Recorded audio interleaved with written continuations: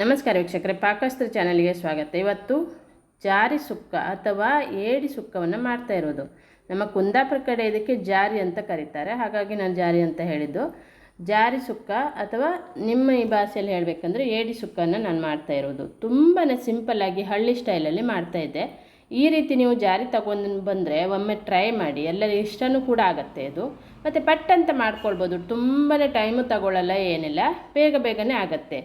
ಇದಕ್ಕೆ ತುಂಬ ಐಟಮ್ ಹಾಕ್ಕೊಂಡು ತುಂಬ ಕೆಲಸನೂ ಏನಿಲ್ಲ. ಇದನ್ನು ಜಾರಿಯನ್ನು ಬಿಡಿಸಿ ಇಟ್ಕೊಂಡ್ರೆ ಪಟ್ಟನೆ ರೆಡಿ ಮಾಡ್ಕೊಳ್ಬೋದು.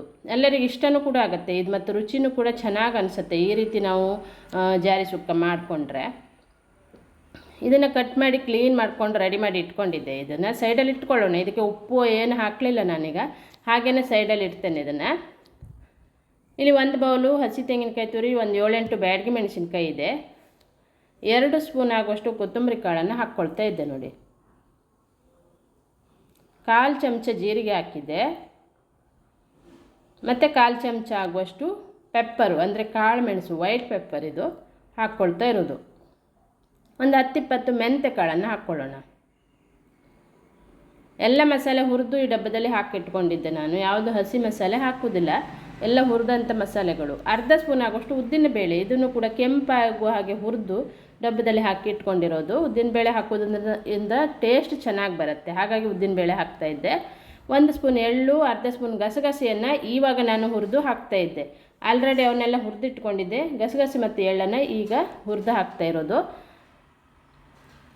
ಇದಕ್ಕೆ 1 ಈರುಳ್ಳಿ, ಒಂದು 4 ಎಸಳು ಬೆಳ್ಳುಳ್ಳಿಯನ್ನು ತೊಗೊಂಡಿದ್ದೆ. ಒಂದು ಸಣ್ಣ ಪೀಸ್ ಆಗುವಷ್ಟು ಹುಣಸೆ ಹುಳಿಯನ್ನು ಹಾಕ್ಕೊಳ್ತೇನೆ. ಈಗ ನೋಡಿ, ಸಣ್ಣ ಪೀಸ್ ಆಗುವಷ್ಟು ಹುಣಸೆ ಹುಳಿ ಹಾಕ್ಕೊಂಡಿದ್ದೆ. ಎಲ್ಲವನ್ನು ತರಿಯಾಗಿ ಮಿಕ್ಸಿ ಬೌಲಲ್ಲಿ ಹಾಕಿ ರುಬ್ಕೊಂಡು ರೆಡಿ ಮಾಡ್ಕೊಂಡಿದ್ದೆ. ಈಗ ಇದನ್ನು ಸೈಡಲ್ಲಿ ಇಟ್ಕೊಳ್ಳೋಣ. ಇಲ್ಲಿ 1 ಟೊಮೆಟೊವನ್ನು ಕಟ್ ಮಾಡ್ಕೊಂಡಿದ್ದೆ. 1 ಈರುಳ್ಳಿ, ದೊಡ್ಡ ಈರುಳ್ಳಿ ಇದೆ, 1 ಟೊಮೆಟೊ ಇದೆ, ಒಂದು 7-8 ಎಸಳು ಬೆಳ್ಳುಳ್ಳಿಯನ್ನು ಜಜ್ಜಿ ಇಟ್ಕೊಂಡಿದ್ದೆ. ಈಗ ಒಂದು ಪಾತ್ರೆ ತೊಗೊಂಡು ಒಂದು 2 ಸ್ಪೂನ್ ಆಗುವಷ್ಟು ತೆಂಗಿನೆಣ್ಣೆ ಹಾಕ್ಕೊಂಡಿದ್ದೆ. ಈಗ ಬೆಳ್ಳುಳ್ಳಿ ಹಾಕ್ಕೊಂಡಿದ್ದೆ ನೋಡಿ. ಕಲ್ಲು ಹೂವನ್ನು ಹಾಕ್ಕೊಳ್ಳೋಣ. ಆನಂತರ 1 ಚಿಟಿಕೆ ಆಗುವಷ್ಟು ಕಸ್ತೂರಿ ಮೆಥಿಯನ್ನು ಹಾಕ್ಕೊಳ್ತೇನೆ. ಈಗ ಚೆನ್ನಾಗಿ ಇದನ್ನು ಫ್ರೈ ಮಾಡ್ಕೊಳ್ಬೇಕು. ಅಂದರೆ ಕಸ್ತೂರಿ ಮೆಥಿ ಕಲ್ಲು ಹಾಕಿ ಎಣ್ಣೆಯಲ್ಲಿ ಫ್ರೈ ಮಾಡಿ ಹಾಕೋದ್ರಿಂದ ಟೇಸ್ಟ್ ಮತ್ತು ಫ್ಲೇವರು ಕೂಡ ಚೆನ್ನಾಗಿ ಅನಿಸುತ್ತೆ. ಈಗ ಈರುಳ್ಳಿ ಮತ್ತು ಟೊಮೆಟೊವನ್ನು ಹಾಕಿ ಚೆನ್ನಾಗಿ ಫ್ರೈ ಮಾಡ್ಕೊಳ್ಬೇಕು. ಇದು ಫ್ರೈ ಆಗ್ತಾ ಇದ್ದಂಗೆ ಈ ಕಡೆ ಕಟ್ ಮಾಡಿಟ್ಟಂಥ ಏಡಿಯನ್ನು ಹಾಕ್ಕೊಂಡಿದ್ದೆ ನೋಡಿ. ಇವಾಗ ಉಪ್ಪು, ಅರಿಶಿಣದ ಪುಡಿ ಹಾಕ್ಕೊಳ್ತೇನೆ ನಾನು. ಅವಾಗೇನು ಹಾಕಿ ಇಟ್ಟಿಲ್ಲ ನಾನು, ಇವಾಗಲೇ ಹಾಕ್ತಾ ಇರೋದು. ಉಪ್ಪು, ಅರಿಶಿಣದ ಪುಡಿ ಹಾಕಿ ಇದನ್ನು ಚೆನ್ನಾಗಿ ಮಿಕ್ಸ್ ಮಾಡ್ಕೊಳ್ಳೋಣ.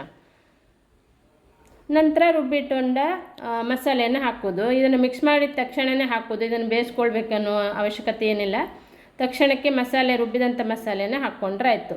ಈಗ ಸ್ವಲ್ಪ ನೀರನ್ನು ಆ್ಯಡ್ ಮಾಡ್ಕೊಳ್ಳೋಣ. ತುಂಬಾ ತೆಳ್ಳಗೂ ಮಾಡೋದು ಬೇಡ. ಈ ಸುಕ್ಕ ಮಾಡೋದ್ರಿಂದ ಸ್ವಲ್ಪ ದಪ್ಪವಾಗೇ ಇರಲಿ. 1 ಸ್ಪೂನ್ ಆಗುವಷ್ಟು ಗರಂ ಮಸಾಲೆ ಹುಡಿ ಹಾಕಿದ್ದೆ. ಈಗ ಇದನ್ನು ಚೆನ್ನಾಗಿ ಮಿಕ್ಸ್ ಮಾಡಿಕೊಳ್ಬೇಕು.